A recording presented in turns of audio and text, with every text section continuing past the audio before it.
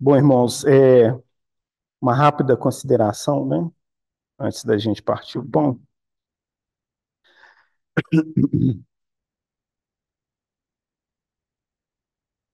Pedir aos irmãos para abrir. A gente vai fazer um pequeno passeio aqui, mas vai ser breve. Lá em Salmos 27, versículo 4.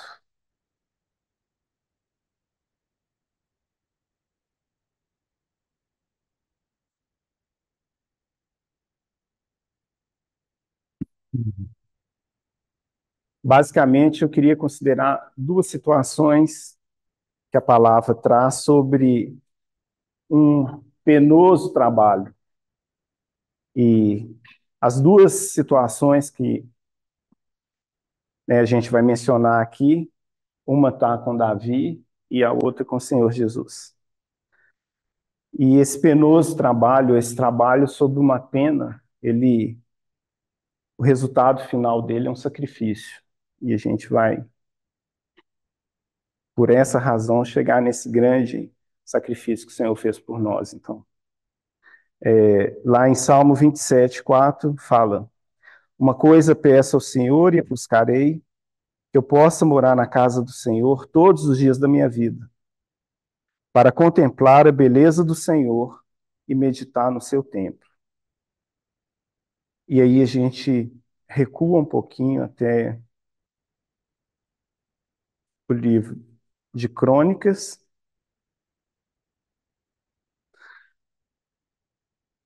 17, a partir do.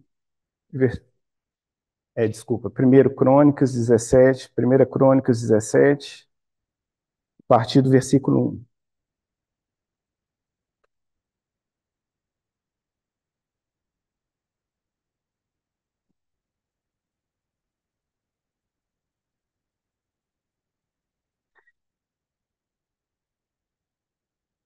Uma breve consideração, bem antes de ler.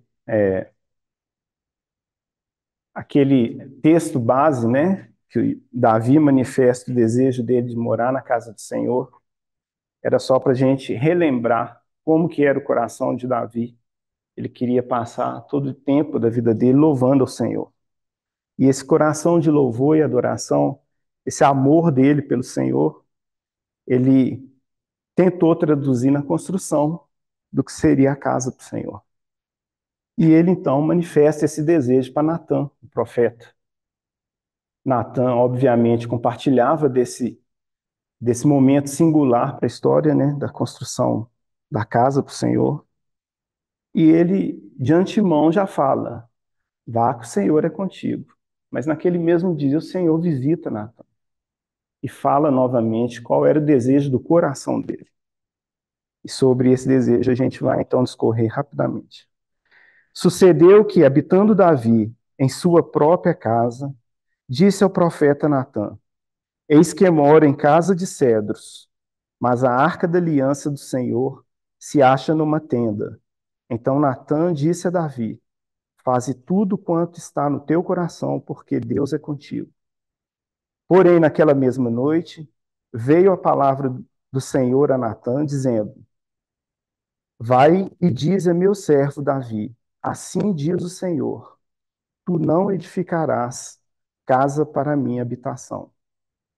Aqui a gente para, e a partir desse versículo, os próximos é uma breve narrativa da condição, o Senhor falando da condição que ele tira Davi e o coloca saindo da condição de pastor para rei. E ele faz então esse breve discorrer da história de Davi, e chega no momento, lá no versículo 11, que ele fala, o Senhor falando a Davi: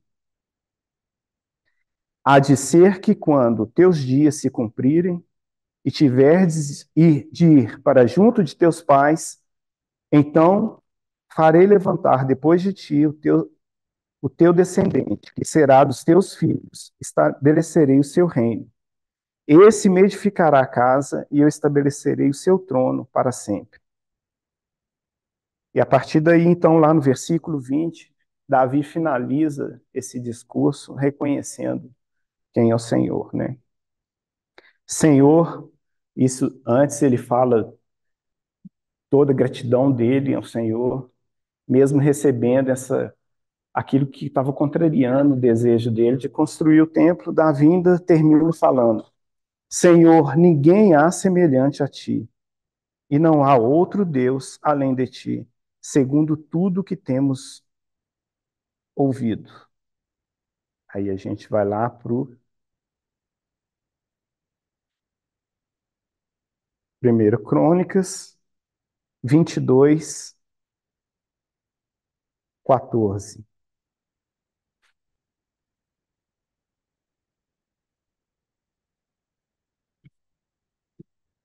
Eis que com penoso trabalho preparei para a casa do Senhor 100.000 talentos de ouro e 1.000.000 de talentos de prata, e bronze e ferro em tal abundância que nem pesados, que nem foram pesados, mas também madeiras e pedras preparei, cuja quantidade podes aumentar. Aqui Davi já está falando para Salomão tudo que ele entesourou para a construção do templo e está falando assim, pode ser que isso tudo que que é muito, né? Algumas das coisas nem foram pesadas, nem medidas. Pode ser que não seja suficiente. E o penoso trabalho aqui não foi de juntar todas essas coisas. Foi do sacrifício que Davi não poderia estar naquele tempo que ele gostaria de louvar o Senhor. A gente lembra como que ele recebeu a arca, né, em praça pública, na rua, louvando e adorando o Senhor, a ponto de Mical questionar o comportamento dele. Imagina quanto ele faria nesse espaço que ele entenderia que era a casa do Senhor, de adoração. Então, nesse sentido desse sentimento do coração de Davi, ele entendeu que nada poderia ser glorioso bastante para o Senhor.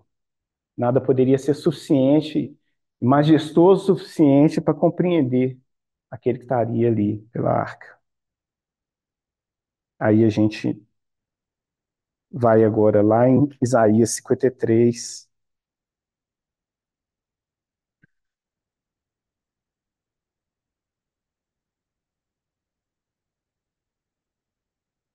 11.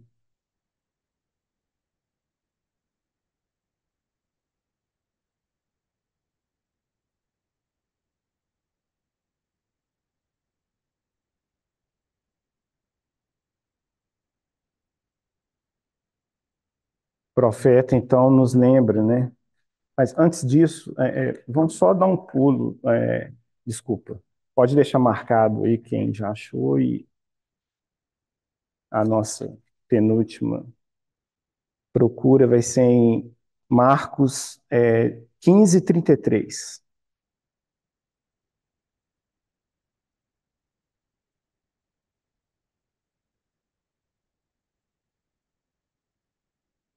Chegada a hora sexta, houve trevas sobre toda a terra, até a hora nona. A hora nona, clamou Jesus em alta voz: Eloi, Eloi, lama sabachthani, que quer dizer: Deus meu, por que me desamparaste? Esse é o resultado desse penoso trabalho, onde o Senhor Jesus ele ficaria ausente do Pai.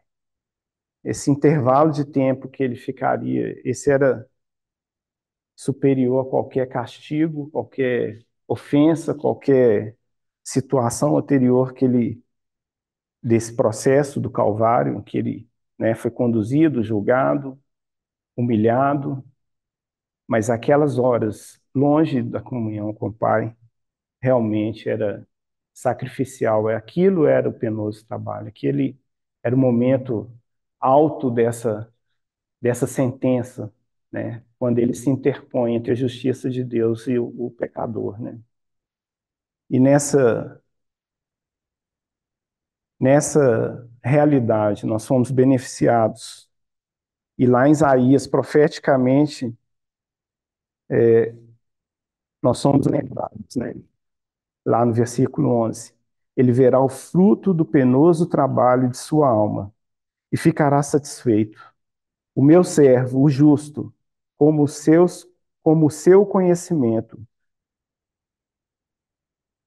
ele verá o fruto do penoso trabalho de sua alma e ficará satisfeito. O meu servo, o justo, com o seu conhecimento, justificará a muitos, porque as iniquidades deles levará sobre si. E por isso nós podemos estar aqui hoje, irmãos. E ele pediu que nós, sempre que nos lembrássemos, né, nós, como mandamento, a gente fizesse memória desse momento. E isso só é possível porque aquele sacrifício, ele foi fielmente levado até o fim. E o Senhor não voltou atrás do que ele se propôs, de se fazer justiça por nós. E com alegria, então, eu convido a todos, né, a celebrar esse momento que foi de muita dor para o Pai.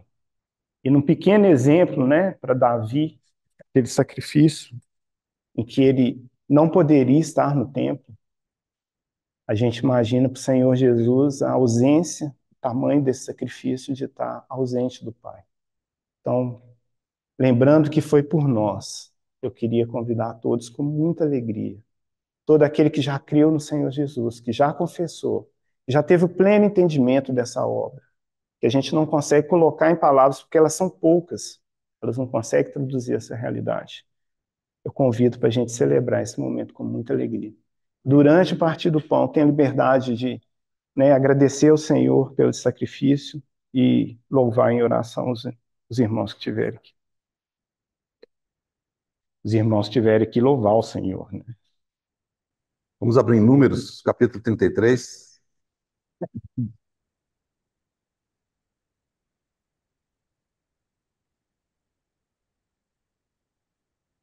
Números, capítulo 33.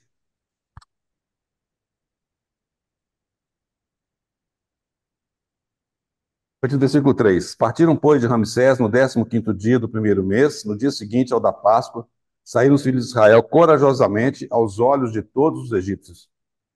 Enquanto estes sepultavam todos os seus primogênitos, a quem o Senhor havia ferido entre eles, também contra os deuses executou o Senhor juízos. Partidos, pois, os filhos de Israel de Ramsés, acamparam-se em Sucote, e partiram de Sucote e acamparam-se em Etã, que está no fim do deserto. Partiram de Etã e voltaram a Pi-Hairote, que está defronte de Baal-Zefon, e acamparam-se diante de Migdol. E partiram de Pi-Hairote, passaram pelo meio do mar ao deserto, e depois de terem andado caminho de 3 dias no deserto de Etã, acamparam-se em Mara. E partiram de Mara e vieram a Elim. Em Elim havia 12 fontes de águas e 70 palmeiras, e acamparam-se ali. E partiram de Elim e acamparam-se junto ao Mar Vermelho. Partiram do Mar Vermelho e acamparam-se no deserto de Sim. Partiram do deserto de Sim e acamparam-se em Dófica. Êxodo,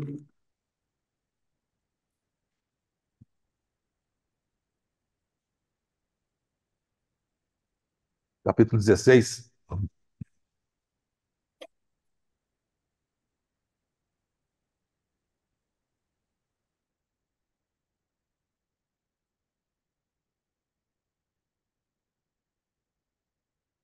Versículo 1. Partiram de Elim e toda a congregação dos filhos de Israel veio para o deserto de Sim, que está entre Elim e Sinai, aos 15 dias do segundo mês, depois que saíram da terra do Egito.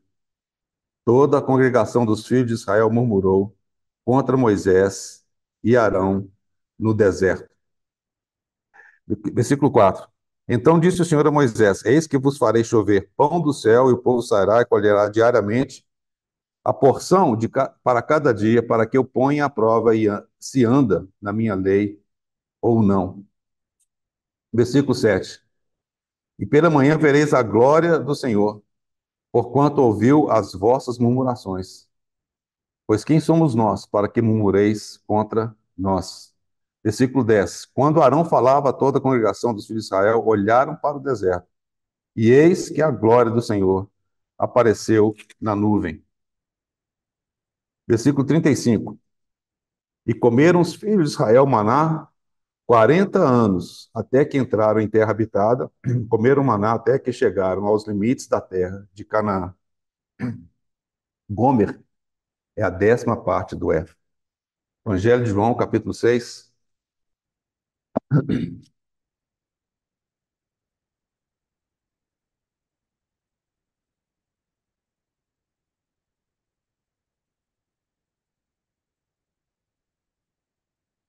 João, capítulo 6, versículo 28. Dirigiram-se, pois, a ele, perguntando: que faremos para realizar as obras de Deus? Observe que está no plural aí. Respondeu-lhes Jesus: a obra de Deus é esta, que creiais naquele que por ele foi enviado. Então disseram eles: que sinal fazes para que vejamos e creiamos em ti? Quais são os teus feitos? Nossos pais comeram maná no deserto, como está escrito. Deu-lhes a comer pão do céu. Replicou Jesus: em verdade vos digo, não foi Moisés quem vos deu pão do céu. O verdadeiro pão do céu é meu Pai quem vos dá. Obrigado. Porque o pão de Deus é o que desce do céu e dá vida ao mundo. Então eles disseram: Senhor, dá-nos sempre desse pão. Declarou-lhes, pois, Jesus: eu sou o pão da vida. Que vem a mim e jamais terá fome. E o que crê em mim jamais terá sede. Um pouquinho mais para frente, versículo 53. Em verdade, respondeu-lhe Jesus: em verdade vos digo, se não comerdes a carne do Filho do Homem e não beberdes o seu sangue, não tendes vida em vós mesmos. Quem comer a minha carne e beber o meu sangue tem a vida eterna, e eu o ressuscitarei no último dia, pois a minha carne é a verdadeira comida, e o meu sangue é a verdadeira bebida. Quem comer a minha carne e beber o meu sangue permanece em mim, e eu nele. Assim como o Pai vive, assim como o Pai que vive me enviou, e igualmente eu vivo pelo Pai, também quem de mim se alimenta, por mim viverá. Este é o pão que desceu do céu, em nada semelhante àquele que vossos pais comeram e contudo morreram. Quem comer este pão viverá eternamente. Vamos ter mais uma palavra de oração? Senhor, nós somos gratos ao Senhor, porque nesta manhã nós podemos experimentar, ainda que de maneira tão tênue, Senhor, uma realidade tão grandiosa, de nos alimentarmos do Senhor. Nesta manhã nós podemos ver realmente o teu corpo partido, o teu sangue vertido. E, Senhor, lembrarmos do Senhor na tua morte, Senhor. Nós somos gratos, Senhor, porque o Senhor não ficou na morte, mas o Senhor ressuscitou. O Senhor hoje está à destra de Deus Pai, reinando de maneira absoluta. Senhor, nesta manhã nós pedimos que realmente o Senhor possa ungir as tuas palavras, o Senhor possa nos fazer pelo teu Santo Espírito, penetrar dentro de toda a verdade, conquistar os nossos corações. Senhor, realmente que o Senhor possa, Senhor, a cada momento, Senhor, dessa semana que se inicia hoje, nos lembrar, Senhor, de que realmente o Senhor morreu por nós, de que nós não vivemos mais para nós mesmos. Senhor, atrai-nos para o Senhor. Senhor, nós carecemos de Ti a cada hora. No nome do Senhor Jesus. Amém. Bom, irmãos, tá muito pequenininho aqui ainda, certo? É meio complicado aqui da gente projetar, porque de dia o projetor não funciona bem. Então vocês não estão vendo direito, não. Ah, por ali, né? Tá certo.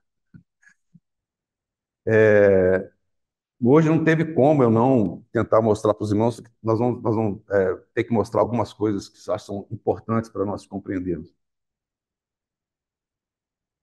Como os irmãos, vários irmãos sabem, nós temos caminhado juntamente com os israelitas, né, pelo deserto, nessas 42 estações, mas o nosso propósito é, de fato, de entendermos, né, como, de fato, esses exemplos foram dados para nós, né? Lembrando dos irmãos lá em 1 Coríntios, capítulo 15, capítulo 10, perdão, 1 Coríntios, capítulo 10, que diz o seguinte: ora, irmãos, não quero que ignoreis que nossos pais estiveram todos sob a nuvem e todos passaram pelo mar, tendo sido todos batizados, assim na nuvem como no mar, com respeito a Moisés. Todos eles comeram de um só maná, ou manjar espiritual, e beberam da mesma fonte espiritual, porque bebiam de uma pedra espiritual que os seguia, e a pedra era Cristo. Versículo 11. Estas coisas lhe sobrevieram como exemplos e foram escritas para advertência nossa, de nós outros sobre quem os fins dos séculos têm chegado. Então, está falando de você e está falando de mim. Aquilo que nós lemos da história dos israelitas, no trajeto deles saindo do Egito e sendo levados até Canaã, é para nosso aprendizado. E nós temos que, de fato, buscar do Senhor entendimento e entender aquilo que o Senhor deseja nos falar por meio dessa peregrinação no deserto, que não foi apenas alguma coisa histórica, mas foi alguma coisa que realmente serviu para nos fazer compreender a maneira como o Senhor deseja nos conduzir. O primeiro ponto, eu vou tentar, eu sei, eu sei que é complicado porque eu compartilho um domingo e depois passa vários domingos. Eu não sei quanto que os irmãos retiveram daquilo que eu falei a última vez, então eu acabo sempre dando uma revisãozinha no princípio, né? Que, em geral, toma quase toda a reunião. Mas o nosso desejo hoje é chegar em Dófica, certo? Nós compartilhamos sobre algumas legislações, vou passar rapidamente por elas aqui. Mas tem um texto fundamental hoje, além daqueles que eu li para os irmãos. Está lá em 2 Timóteo. Peço que os irmãos abram comigo. E os irmãos vão entender o porquê. Eu vou ter que, de fato, revisar alguma coisinha lá do princípio para os irmãos entenderem a relevância desse texto. Diz o seguinte, versículo 16 do capítulo 3 de 2 Timóteo. 2 Timóteo, capítulo 3, versículo 16.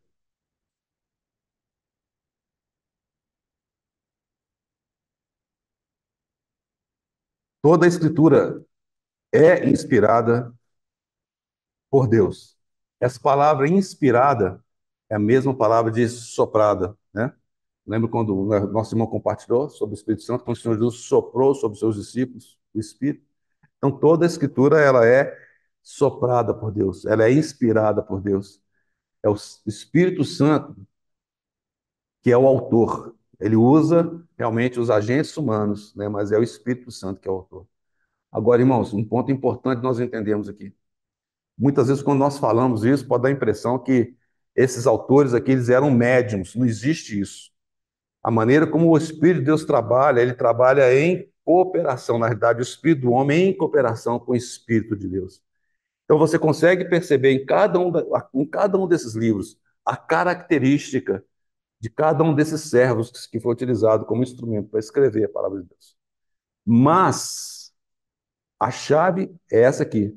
Toda a Escritura é inspirada por Deus e útil para ensino, para repreensão, para correção, para educação na justiça, a fim de que o homem de Deus seja perfeito e perfeitamente habilitado para toda boa obra. No versículo 14, quando o apóstolo Paulo está encorajando a Timóteo, ele fala assim: Tu, porém, permanece naquilo que aprendeste, de que foste inteirado, sabendo de quem o aprendeste, e que desde a infância sabe as sagradas letras, que podem tornar-te sábio para a salvação pela fé em Cristo Jesus. Os irmãos percebem que tem um grupinho que desce aqui as escadas, vai lá para baixo, que são as crianças, né?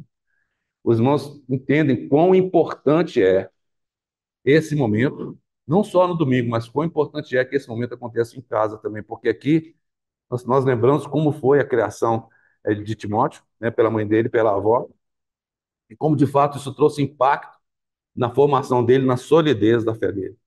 Agora, observa bem, o versículo que eu li, toda a Escritura é inspirada por Deus. Por que que esse versículo é tão fundamental? É pelo seguinte: se os irmãos, obviamente, hoje entrarem na internet e redes sociais, etc., vocês vão ouvir de tudo a respeito de tudo, como pessoas que fossem, de fato, doutoras ou conhecedoras de um determinado assunto, falam com uma pretensa autoridade e desviam muitos. E muitas vezes vocês podem ouvir de pessoas renomadas falando diversas coisas no tocante à palavra de Deus. Se nós não tivermos a solidez, a base na palavra de Deus, nós seremos desviados. Você percebe? Nós temos que conhecer a palavra de Deus. Não estou falando conhecer como do ponto de vista de um seminário teológico, não. Mas conhecermos a palavra de Deus na realidade da vida da letra. Lembrando que a chave está aqui, diz toda a Escritura. Houve um movimento que foi um movimento em escala mundial, em várias áreas, inclusive na cultura, que foi conhecido como modernismo. O modernismo atingiu também o cristianismo, a cristandade, que eu vou chamar assim. E o modernismo entrou de maneira sorrateira e começou a introduzir questões e questionar questões relacionadas à palavra de Deus. E uma das coisas que o modernismo fala, dentre tantas outras, é que a Bíblia contém a palavra de Deus, mas ela não é a palavra de Deus. Os irmãos percebem? Isso não é tão sutil, não, mas é alguma coisa que vai no âmago de tudo aquilo que nós compreendemos da palavra de Deus. Então, o primeiro ponto que nós temos que firmar aqui é que toda a Escritura é inspirada por Deus. Toda ela. Gênesis a Apocalipse. Não existe nenhum tio, nenhum J, nenhum C cedilha. Não existe nada que não tenha sido inspirado por Deus. Ah, você fala, mas teve problema de transcrição, de escriba. Irmão, esse não é o ponto. O ponto é que nós cremos nesse livro de capa a capa, e ele é a palavra de Deus. Tendo dito isso, por que eu estou falando isso? Pelo seguinte, quando você vai estudar a respeito da peregrinação dos israelitas no deserto, existem questionamentos, inclusive, se os israelitas estiveram no Egito. Okay? Eu não vou entrar nesses detalhes hoje, mas existe o questionamento. Eles falam que é pouco provável, isso é pouco provável, não aconteceu. Alguns falam que não aconteceu, foi tudo a história da carochinha. Alguns questionam a existência de Moisés. Ok? Então, assim, por que isso? Porque, de fato, é simplesmente, entre aspas, uma das maneiras do inimigo de Deus atacar a palavra de Deus. Por isso que é importante que nós tenhamos fundamentado que toda a Escritura ela é inspirada por Deus. Ok? Então, esse ponto é importante, porque vocês vão entender onde é que nós vamos chegar, se o senhor permitir. Vamos ver se isso aqui funciona. Acho que não está funcionando, tá? Aqui. Bom, isso aí, só para os irmãos não viram ainda, só uma foto bonitinha da gente entender onde é que está localizada a Península do Sinai. Né? Os irmãos estão vendo aí que esse cenário aqui está muito conhecido hoje. Vocês estão vendo meu mouse? Hein? Sim? Sim? Está difícil, né? Para quem está longe aí. Irmãos, deve melhorar, se o senhor permitir. Os irmãos orem para essa televisão aumentar. Mas tudo que nós vamos falar vai estar acontecendo no contexto dessa Península do Sinai, um pouquinho depois aqui, onde tem o Mar Morto, vai por aí fora. Aqui é a mesma Península do Sinai à noite, a região ali, né? O delta do Nilo, ali onde é o Egito, né? Tem lá Israel, né? E a Península do Sinai com alguns pontinhos iluminados aí. Aí nós vemos claramente a Península do Sinai, mas nós vemos o delta do Nilo e a gente viu esse triângulo verdinho aí, ó. E se você pegar do lado direito, eu não sei como é que eu consigo fazer isso aqui. Você tem a região de Ramsés, onde os hebreus habitaram, né? E de onde eles saíram, como nós lemos aqui em Números capítulo 33. Eles saíram de lá, saíram de Ramsés, e a primeira parada deles foi Sucote, né? Eu vou passar rapidamente aí. Bom, em suma, eu não vou gastar tempo com isso aqui. Uma paradinha aqui. Vocês estão vendo aí, à esquerda de vocês, uma pessoa chamada Hatshepsut. Quem que é ela? Ah, ela era filha do faraó. Então, muito provavelmente foi ela quem criou Moisés. Ela tinha um irmão, na realidade é o seguinte,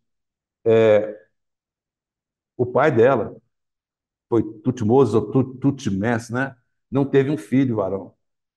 Então, o que aconteceu foi que é, com a rainha, ele teve um filho varão com uma concubina, que foi Tutmoses mesmo, certo? Então, eles correinaram. Então, você vai ver na história do Egito que a Hatshepsut, é difícil falar esse nome, né? Hatshepsut, ela reinou enquanto rainha e ela, possivelmente, foi ela quem, de fato, criou Moisés. Foi nesse período aí. Existem muitas discussões a respeito de que período que foi esse, certo? Mas quando você lê a história do Egito, você vai ver que realmente é muito provável que tenha sido isso mesmo. Bom, em suma, esse é um aviso não muito feio, mas esse aqui é o fim. E eu coloquei essa imagem aqui só para os irmãos ficarem assustados, né? Sabe por quê? Oi? Ele está até sorrindo aqui. Mas esse aí, o Tutmoses, ou Tutmés II. Eu nunca fui ao Egito, certo? Mas de quem vai lá, quem conhece o Senhor, a impressão que tem imediata é isso: é morte, morte, morte, morte.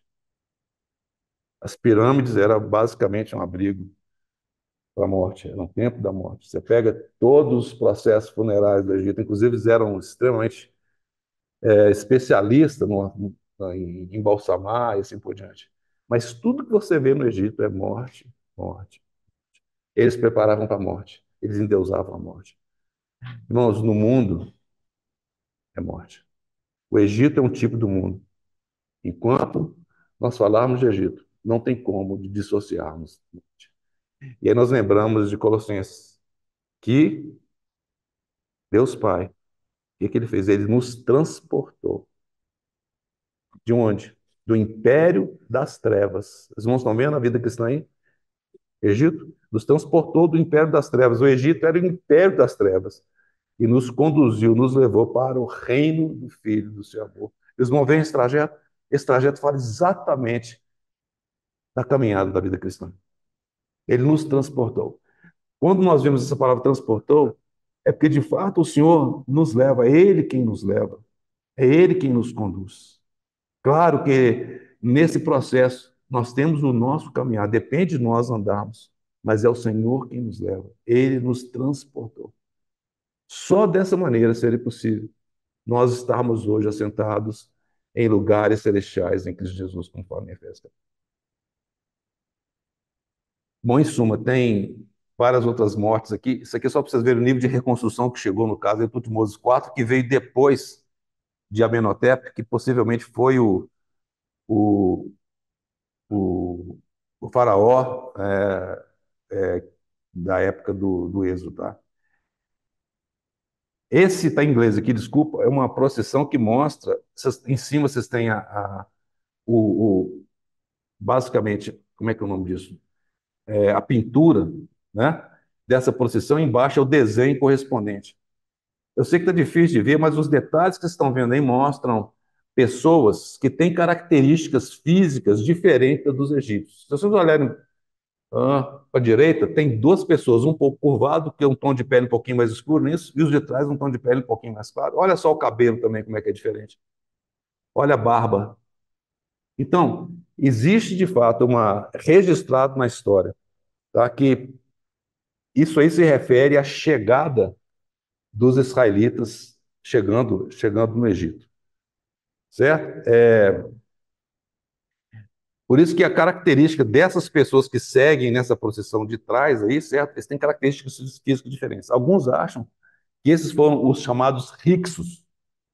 E se você olhar a descrição dos Hyksos, eles eram chamados reis pastores, né, de pastorear gado, e eles habitaram naquela região de Gósen. Observe que há muito debate do ponto de vista arqueológico. Muitas dessas coisas têm, como qualquer coisa da ciência, vai ter discussão para todo lado, certo?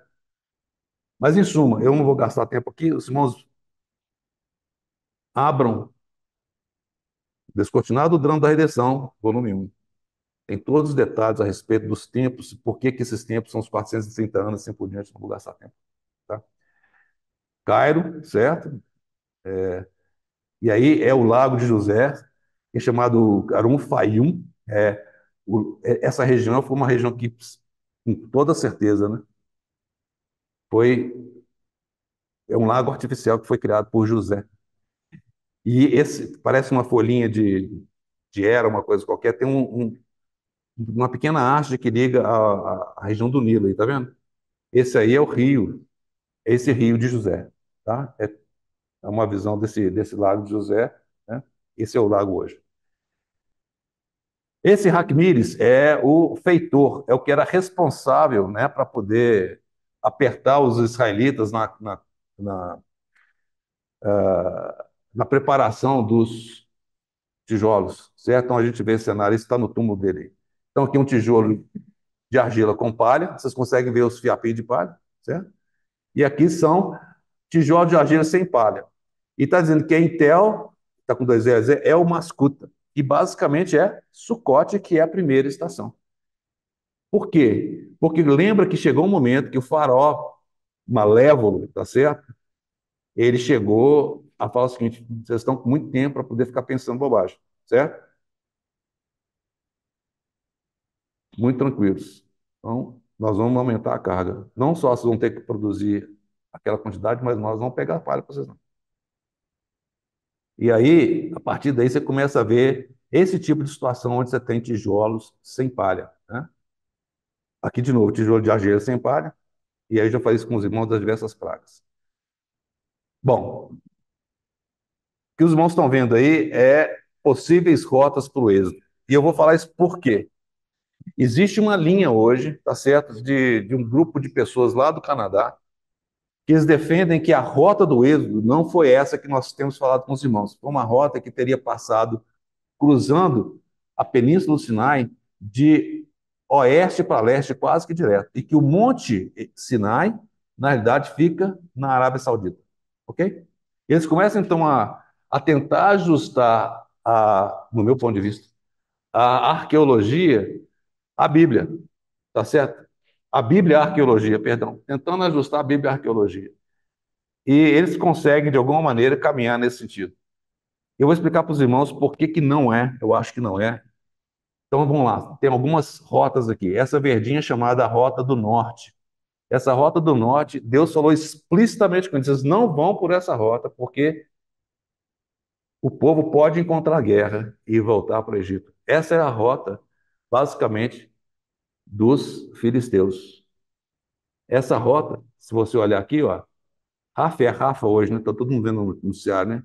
Exatamente aqui, Rafa. Não foi esse caminho.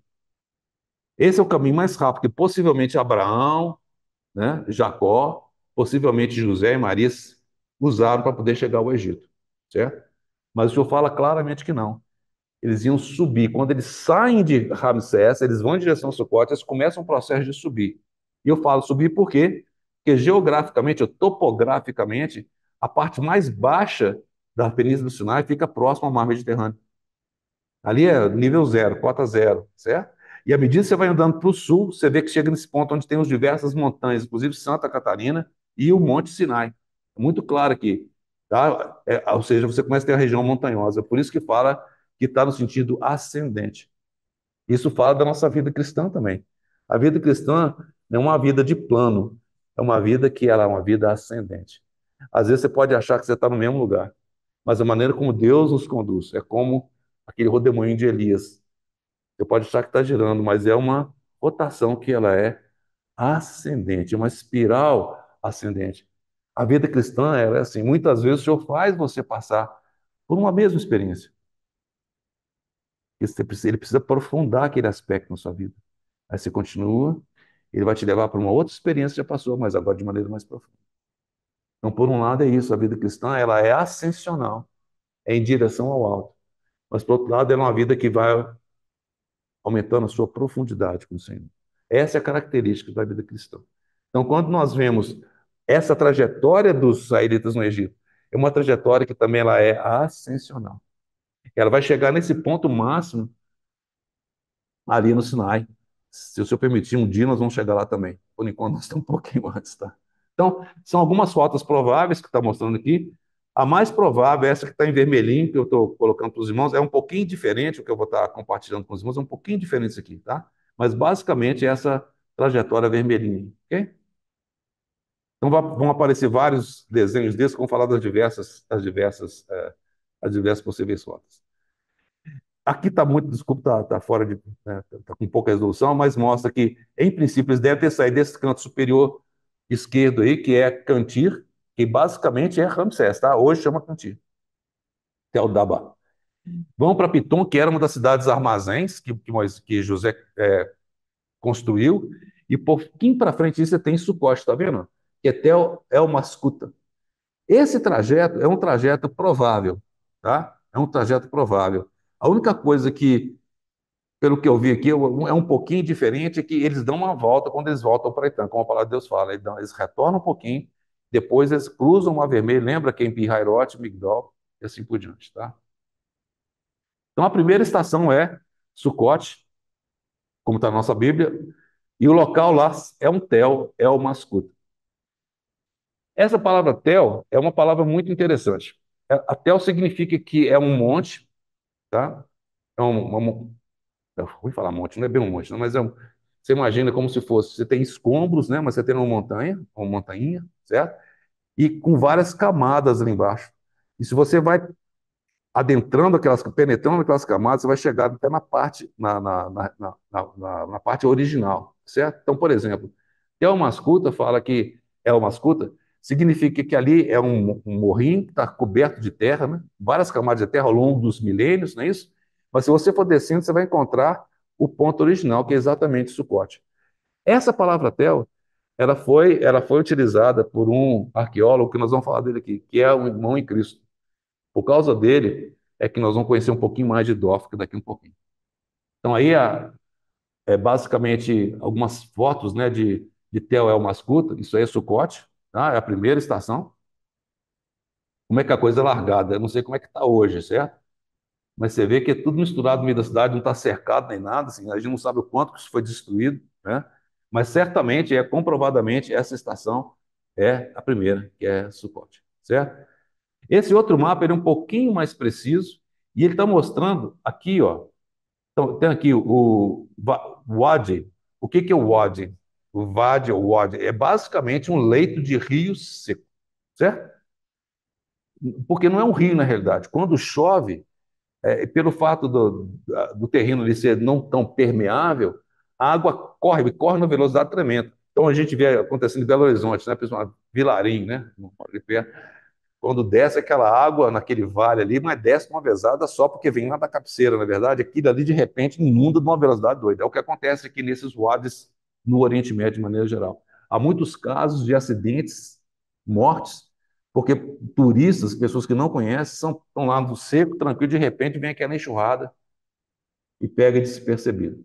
Esse Wadi Tumilat é a faixa onde tem basicamente Piton, que aqui é Tel El Retabé, certo? Que é Piton, aquela cidade armazém, né?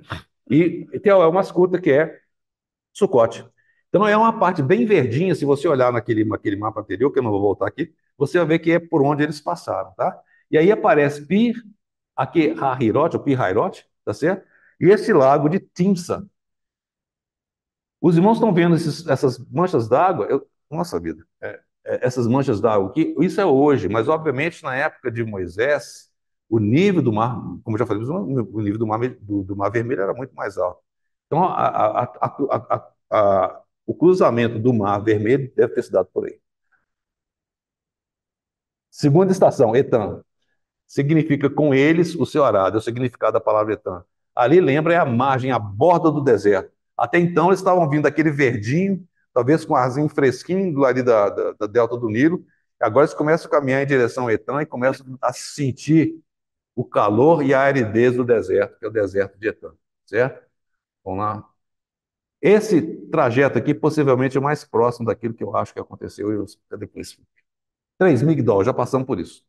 Né? Migdol é a torre, nós lembramos aí do batismo, né, do Daniel recentemente, que ali é um testemunho. Porque nessa torre, que era uma torre, uma fortaleza na realidade, os oficiais egípcios, eles viam passando por ali aqueles escravos que iam explorar turquesa e cobre na península do Sinai, certo? Que é lá em Dofka, nós estamos chegando lá, tá? Aí, de novo, o trajeto, cruzando o Mar Vermelho, Baal-Zephon, lembra? Eles saíram de Sucote, foram para Etam, de Etam eles foram para um lugar que ficava, era Pi-Hairote, entre Migdol e Baal-Zephon. Baal-Zephon, então, é o deus Baal, que é o senhor do norte, né? E ele basicamente era o deus dos marinheiros. Então, imagina, ali fala marinheiro, que significa que ali tinha muita água, tá certo? Era o mar vermelho mesmo. É uma vista aqui do lago Timsa, que é uma parte que estava conectada pelo canal de Suez, fica lá no norte, ok? Está bem rapidinho mesmo. Estação 4, Mara. Mara significa amargura. Aí, se você for no Google Maps, você vai encontrar alguma coisa chamada as fontes de Moisés. Então, observa bem, eles saíram, eles saíram daqui, dessa região, tá vendo o delta do Nilo aqui? Aqui, aquele é o Wadi Tumlat, tá vendo como é que tá verdinho aqui, ó? Por aqui é o Mascuta. Ismaília é a cidade hoje, é uma cidade grande. Então, é nessa região que você vai encontrar tanto Migdol, tá? Como encontraram recentemente, como Pi-Hairote e Baal-Zephon, estão todos nessa região, certo? Então, eles cruzaram o Mar Vermelho, nós já passamos por isso em Migdol, e eles andam 3 dias como nós lemos hoje. Até e 3 dias sem água. Eles experimentaram o deserto para valer. Tiveram um spoiler, tá certo? 3 dias sem água e o povo chega sedento a um lugar chamado Mara. E chegando ali, eles foram beber, a água era amarga, né? Era o manganês presente na água, faz a água ficar amarga. E aí, então, nós lemos a mensagem espiritual é que possivelmente aquela árvore de acácia, então, ela é jogada na água e a água, então, se torna doce. Exatamente um tipo da cruz, né? A cruz com seu lado negativo, por um lado, nele foi cravado todo o escrito de dívida que havia contra você, contra mim, o lado negativo, que representa a morte, mas morte para o nosso eu, né? Mas o lado doce da cruz, que é o lado doce da cruz, que por um lado você tem a cruz separando o mundo da sua vida de ressurreição. Essa é que é a realidade da cruz. E a realidade que nós temos que experimentar a cada dia, né? A cruz, como eu já compartilhei com os irmãos, tem essa conotação tão negativa para tantas pessoas. Ah, é minha cruz, né? Meu marido é minha cruz, minha esposa é minha cruz. Mas de fato não é isso que é a cruz. A cruz é alguma coisa que o Senhor te dá. Você pode tomar ou não. Você pode receber aquela situação das mãos do Senhor ou não. Mas quando o Senhor te dá a cruz, é porque o propósito dele é de fazer uma transformação na sua vida, é tratar com você, tratar com aquilo que precisa ser tratado na sua vida e na minha vida. Então, Mara fala disso, e se você for hoje lá, você vai encontrar essa fonte de Moisés, tá vendo? É isso aqui, ó, é a foto de Mara nos dias de hoje. Esse poço aí, ó. Aqui é uma acácia, para os irmãos verem como é que é. A acácia é uma árvore solitária, eu já compartilhei, e nós temos um camelo. O que vocês estão vendo aí do lado, está bem cheio de espinho? Estão vendo o tamanho do espinho? O camelo moe esse troço, certo? Ele tem uma língua que fantástica, né? Ele consegue morder e comer. E olha só, o fato da acácia ter essa característica alta, ele não, esse alimento, o camelo não tem que competir por esse alimento com nenhum outro, porque só ele consegue moer essas folhas e também fica muito alto, tá vendo? Certo? Então, a cássia, por um lado, tem essa característica. Esses espinhos falam da nossa característica, né? A madeira de acácia, lembra, ela foi utilizada para poder fazer a arca, testemunho, né? E ela é revestida de ouro. A cássia, então, fala da natureza humana, certo? Ele segue depois para Elim. Depois de passar em Mara, experimentar a água por meio da cruz, né? A água amarga se transformar em água doce. Agora chega em Elim que tinha 12 fontes e 70 palmeiras. Elim, vocês estão entendendo aqui? A gente sai aqui por aqui está Mara e chega até em Elim. Elim, o nome hoje é Wadi Garandel. Lembra? O Wadi é um leito de rio seco que vem lá do Sinai, certo? E é um lugar muito, muito bonito. Isso aqui um desenho, claro, né? Esse desenho é da época desse arqueologista que eu estou guardando o nome dele daqui a pouquinho, tá? E é um lugar muito maravilhoso, muito aprazível. Lembra? A maneira que o Senhor nos conduz é: você chega em Sucote, mas você tem que sair de Sucote. Você chega em Mara, mas você tem que sair de Mara. Você chega em Elim, você quer ficar o resto da vida ali, mas Elim não é Canaã. Pode ter situações na sua vida que você está muito confortável, tem 12 fontes de água fresquinha, 70 palmeiras, não sai daqui não, senão o Senhor quer que você prossiga. É só uma fase, né, uma das estações da sua vida espiritual, da nossa vida, certo? Aqui outra cena do ar de Garandel, aqui vocês conseguem ver aqui embaixo, tá vendo como é que é mais baixo, né? É. Aqui são fotos mais recentes aí do Wadi Garandel. Das palmeiras, né? A estação 6 é Mar Vermelho. E aí é difícil de achar. Uma coisa difícil, você tenta procurar isso no Google Maps, que esses nomes não são exatamente os mesmos, certo? Vários desses nomes vêm de artigos e livros muito antigos. É como eles redigiam na época e tem muita variação. Se você procurar o Wadi Tayyib, talvez você ache alguma coisa, mas não vai bater muito, não. Você vai encontrar no Google Maps, você vai encontrar lá no centro do Sinai, porque o Wadi começa lá no coração do Sinai, ele vai então até desembocar no Mar Vermelho. Então, esse Wadi Taebé, e chega até essa planície de Murqueié, certo? E eu não tenho a menor ideia se eu estou pronunciando certo, mas é isso, certo? e significa uma cana. Lembra que no original a palavra mar vermelho, para nós é vermelho, mas em inglês é mais próximo, fala assim, sea, que é mar of reeds. Então, sea of reeds, que são de papiros, basicamente canas. É por isso que o termo aqui é uma cana, né? Para nós, mar vermelho não faz muito sentido, mas é isso, é sea of reeds. E, como vocês podem ver, já está mais aqui ao sul, tá vendo? E ali é um lugar muito bonito, porque, olha só, estão vindo, e é deserto ainda, e eles começam a caminhar em direção agora ao mar, né? Aí, de novo, vai chegar no nível do mar, e deve estar fresquinho, não sei se eles tomaram banho de mar, foram para a praia, não sei. Mas eles ficaram um tempo ali também muito aprazível, certo? Né? Aqui o Wadi Taebé, na chegada dele, bem próximo ao mar, tá? E esse é o plano de El Marqueie. Eita, ferro. E aqui uma outra vista desse Wadi Tabeé, olhando na direção noroeste, certo? É só para vocês verem a chegada na praia. A gente às vezes não tem muita noção, porque o texto bíblico ele é muito objetivo, né? O Espírito Santo escreveu, colocou o suficiente ali. Mas a gente não sei a imaginação de vocês. Eu lembro quando eu era mais novo, mesmo agora recente, eu achava que aquele negócio de deserto era areia para todo lado, certo? Certo? E não é bem assim. Nós vamos ver que não é bem assim. E, na realidade, tem muitas coisas que a gente tem que compreender como é que o Senhor conduziu. Senão a gente não vai compreender exatamente como é que o Senhor fez. Por exemplo, a gente acha que não tinha água em lugar nenhum. Mais ou menos. A gente sabe que, de fato, ali no deserto de Etã, quando eles cruzam, até chegar em Mara, foram 3 dias até hoje, você não tem água de jeito nenhum. Mas quando você começa a descer, você vai encontrar várias fontes de água, como você vai encontrar também na Península do Sinai. Ok? Também, quando acontecem as estações de chuva, você tem os wadis, eles trazem água, então você começa a ter depósito de água assim por diante. Tá? 7 é o deserto de Sim, ou deserto de Sim, algum termina com N ou com M, não importa, né? Que é nessa planície de El Marca, e significa argila, espinho ou lamaçal. Vamos abrir lá em Êxodo, voltar lá um pouquinho só para os irmãos lembrarem. A gente leu, mas eu não sei se vocês guardaram. Rapidinho aqui. 16. Lembra que eles saíram de Elim, não é? Certo? Eles saem de Elim, que é a estação 5, e agora eles vão para a estação 6, Mar Vermelho, certo? Ok? Né, o versículo 16, capítulo 16, versículo 1. Partiram de Elim, toda a congregação dos filhos de Israel veio para o deserto de Sim, certo? Mas antes teve o Mar Vermelho no meio do caminho. Se você olha lá em Números capítulo 33.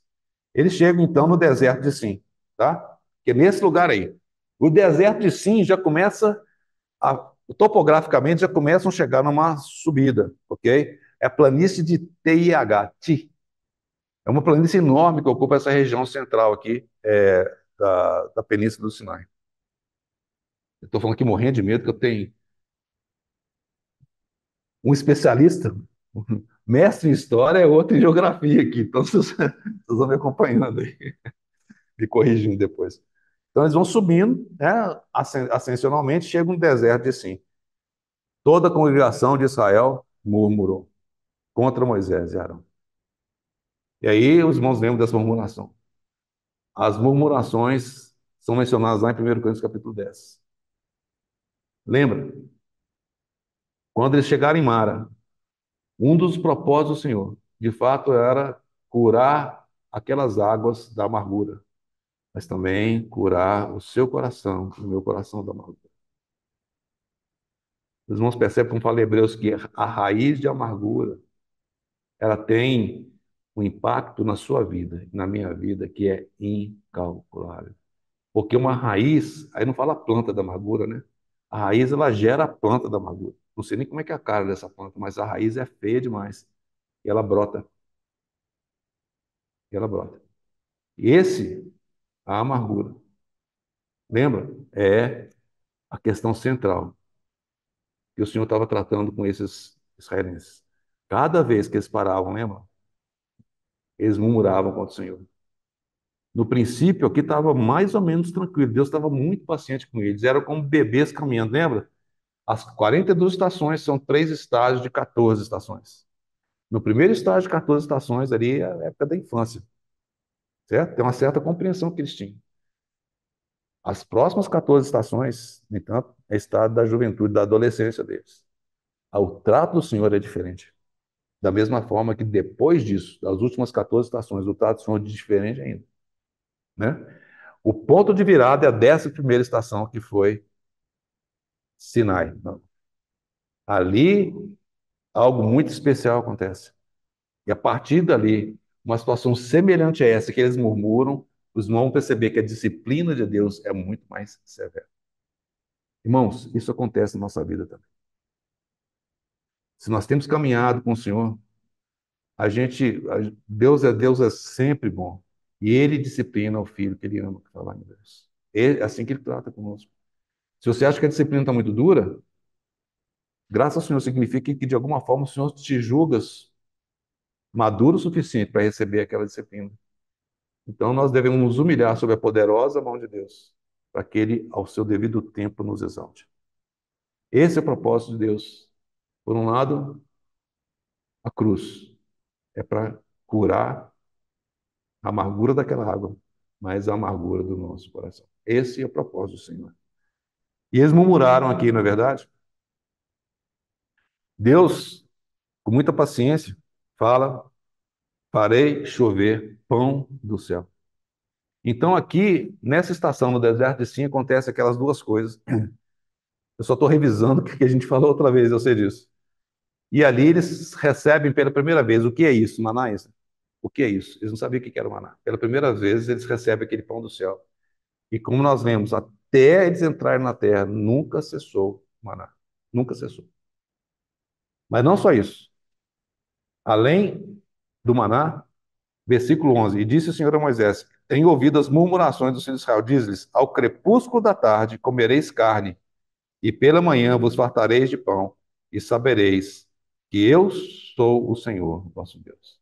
Ele não puxou a orelha deles aqui, certo? Eu disse: olha, eles vão saber que eu sou Deus. Um evento parecido acontece depois, né? Aí o trato foi mais duro. Mas observa que nesse momento acontecem duas coisas. Eles começam a receber o maná e Deus deu as codornizes para eles, tá certo? Aqui a planilha é uma marca. E eu falei rapidamente com os irmãos a última vez do que seria o maná. De fato, houve, em mil, a data foi 1483, essa pessoa chamada Breitenbach, ele era um deão lá na cidade de Mainz, ele descobriu, conversando com os locais ali no deserto de Sinai, que havia o que chamavam da árvore de maná. Ele ficou curioso com aquilo para saber o que era. E, de fato, ele descobriu, ele viu que eles coletavam essa coisinha branca, né, que saíam das árvores, certo? 1823, um botânico chamado Ehrenberg, ele volta e observa com detalhe as árvores que produziam essa pequena seiva doce, né? E ele então descobre que, na realidade, essa seiva ela é produzida, uma das árvores, aqui está falando que essa Aloxylon salicorum, né, do Vale de Feirã, vocês estão vendo essas gotinhas aí, certo? Essa é uma possibilidade. A outra seria a Tamarix, certo? A Tamarix, essa é a nilótica, uma delas, aí mostrando no Sinai à direita, à esquerda, né? De vocês, é a esquerda, minha esquerda, né? E aí esses pontinhos que vocês estão vendo, é os ramos dessa Tamarix com pulgões ou colchonilha, certo? Quem mexe com planta... Cadê o irmão Auro? Tá aí não, né? É irmão entendido em planta, puxa vida. Ele podia ajudar a gente aqui. Mas quando a gente fala de colchonilha, né? Eu não entendi planta, é um terror, né? Aí deu colchonilha nas plantas, vamos ver. Mas essa colchonilha era muito jóia. Porque esse inseto, na realidade, ele perfura a casca dessa árvore. E do processo digestivo, ele excreta, então, essa seiva docinha, certo?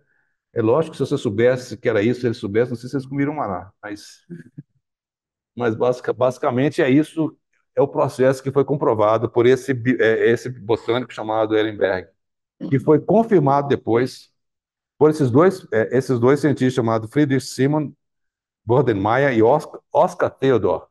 Eles voltaram, fizeram uma expedição no Monte Sinai e verificaram que de fato era assim. Se não houvesse esse inseto, essa cochonilha, eles não produziriam, então, essa seiva, que foi identificada por esse outro cientista, vocês estão vendo aí, ó, no canto superior esquerdo, uma árvore de acácia, e embaixo tem os cabritinhos, né?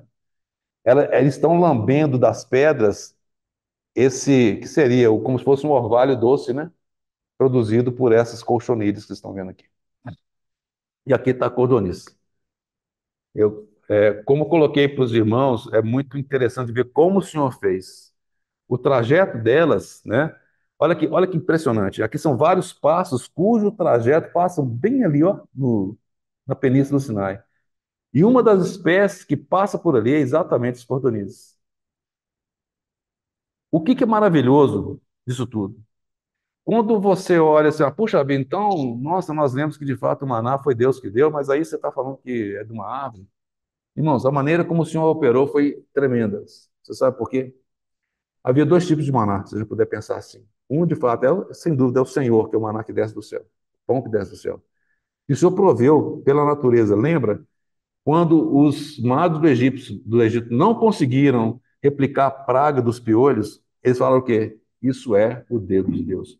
Quando Deus move o dedo dele, as coisas acontecem de maneira maravilhosa. Quando nós vemos a questão do maná, preste atenção. O maná, esse que a gente viu da árvore, uma pessoa consegue colher por dia, na época do verão, na realidade, cerca de 2 quilos. 2 quilos. Ele consegue coletar 2 quilos, que é suficiente para ele, certo? Se você pegar toda a produção de maná, de toda a península do Sinai, certo? Toda ela, no período de produção, vai produzir um tantão de maná, não é isso? Certo? Alguns quilos, dezenas, centenas, não importa. A necessidade para alimentar o povo de Israel em um dia era 3.000 vezes maior do que toda a produção de maná da península do Sinai. Num dia, toda a produção que a península conseguiria produzir na estação de produção. 3.000 vezes. Então, irmãos, que tenha sido dessa maneira, por meio dessa árvore do maná, o Senhor teve que mover o dedo dele, senão não teria como acontecer aquilo. Da mesma forma, quando nós vemos a questão das cordonizes, o trajeto natural delas, de fato, é passar por ali. Elas nunca, pelo que não é nem botânico, né? Pelos zoólogos falam, né? Elas não parariam no sul do Sinai. O trajeto de descanso delas é um pouco mais para cima. E aconteceu naquele momento. Que naquele momento, irmãos, pensa, eles estavam no deserto e sim, chegaram ali e o Senhor move o dedo dele. Chega o maná e as cordonizes, por algum motivo, atenderam o chamado do Senhor, como também os peixes ouviram o chamado do Senhor. Jesus, não foi? Pedro não conseguia pescar nada, bastou o Senhor dar uma ordem e os peixes entraram naquela rede, quase se rompeu. Da mesma forma, as cordonizes ouviram o chamado do Senhor e elas cobriram o arraial. Eles tiveram carne à tarde e tiveram pão de dia. Lembra? Nós lemos João. O Senhor Jesus falou o quê? Minha carne. Aquele que se alimenta da minha carne. Claro que tem uma tipologia que se referencia ao que aconteceu no deserto. O Senhor provê para eles, então, de maneira milagrosa. Então, carne e pão.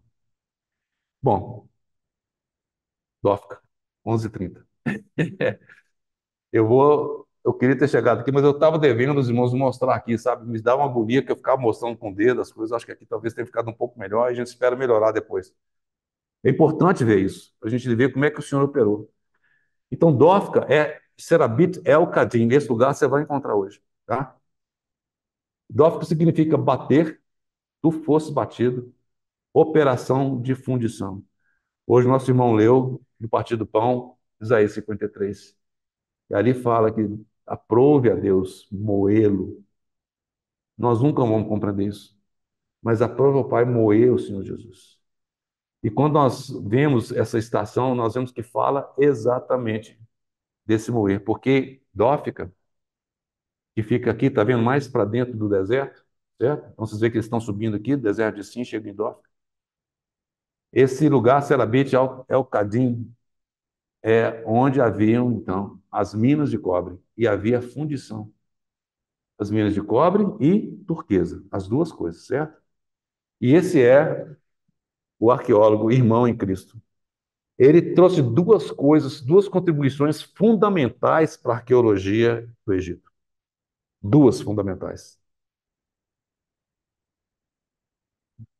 Aliás, a segunda teve contribuição da esposa dele, chamada Hilda.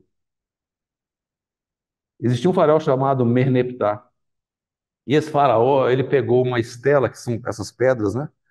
E ele acrescentou a história dele à história que Ramsés tinha escrito ali. Então, esses desenhos que estão vendo em cima aí, basicamente é ele interagindo com os deuses dele. E ali ele começa a relatar as diversas vitórias dele. Os irmãos lembram que eu falei no princípio que eles questionam, inclusive, a presença de hebreus lá no Egito? Essa estela é a prova de que o Egito conheceu Israel. Nenhum povo derrotado vai falar daquele que os derrotou.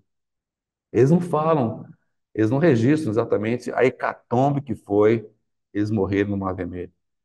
Mas se você olhar a parte de baixo, sei que está difícil de ver, aqui eu mostro um pouco mais de detalhe, eles protegeram com o tempo com um painelzinho de vidro. Está lá no Museu do Cairo, tá? Aí tem uma inscrição, está um pouquinho escuro, aqui vai ficar mais claro, está escrito isso aqui, ó, Israel, tá? Nessa estela de Meneptah. Ok? Estão vendo ela aí? Se você pegar aqui, esse é o trecho. Para quem consegue ler hierógrafo, está aí, certo? E está aí, ó. Aí tem uma aula de hierógrafo, tá vendo? Mostrando como é que eles interpretavam. Estão mostrando que você tem um homem e uma mulher, tá vendo, sentados, com três palitinhos de baixo, significa que eram estrangeiros. Ok? Olha como é que eu estou lendo hierógrafo. Aqui está falando dos líbios. Estão dizendo pessoa estrangeira, mais pessoa, mais país do exterior, tá? Está falando da guerra que ele teve com os líbios. Se você olhar, isso aqui é uma cópia, um desenho da Esther de Meneptah, tá certo? Aí você vê exatamente aquele trecho onde aparece, de novo, tá vendo? O homem e a mulher, os três palitinhos de baixo, tal, mas está falando que basicamente esse aí é Israel. Então, é a prova contundente de que eles reconhecem a presença de Israel. Isso foi esse faraó. Esse foi um dos legados, porque ele que encontrou essa pedra. Ok?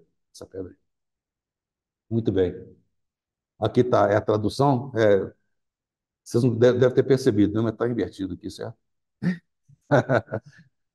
Da esquerda para a direita, da direita para a esquerda. Essa Cadicerabitte é o cadinho, fica ali para dentro, tá certo? Eu só estou dando um zoom para os irmãos verem. Aí, tá vendo um veio de turquesa, né? Uma floração de turquesa no meio da rocha. E ali da esquerda é uma mina de cobre. É uma mina extremamente lucrativa de cobre e turquesa também. Tá? E fala quais dinastias que foram exploradas. É uma vista hoje desse local, onde vocês estão vendo as diversas estelas desse templo, dessa deusa Hathor, certo? Dessa deusa Hathor, que era chamada Senhora da Turquesa. Eu vou parar por aqui, mas eu só tenho uma coisa importante para a gente não morrer. O ponto era esse. O segundo ponto, que foi extremamente importante desse Flinders Petrie, foi que ele encontrou esses escritos. E ele achou estranho, porque isso aqui não era hierógrafo. Aliás, a esposa dele achou estranho e falou com ele: isso não é hierógrafo. Tem alguma coisa diferente nisso aqui. Ele recuperou, obviamente, esses objetos, e naquele momento não sabia o que que era. Depois de muitos anos, eles começaram a estudar e perceberam que, na realidade, esses símbolos que estão aí não eram como os hieróglifos, mas eles representavam como se fossem letras. Algum daqueles escravos que trabalhou nas minas de cobre de turquesa, ele criou o que seria, então, o alfabeto. Isso é chamado, então, de uma inscrição proto-sináitica. Então, os desenhos que tinha, olha só o que aconteceu, né? A cabeça de um boi, de um touro, né? Virou o nosso A latino, né? Água, né? Virou o M. O olho virou o O, certo? E aí você tem não só os desenhos, tá certo, dos hieróglifos egípcios, os caracteres pró-sinaíticos, tá certo, até chegar no hebreu ou no hebraico moderno e latino. Qual que é a grande diferença aqui?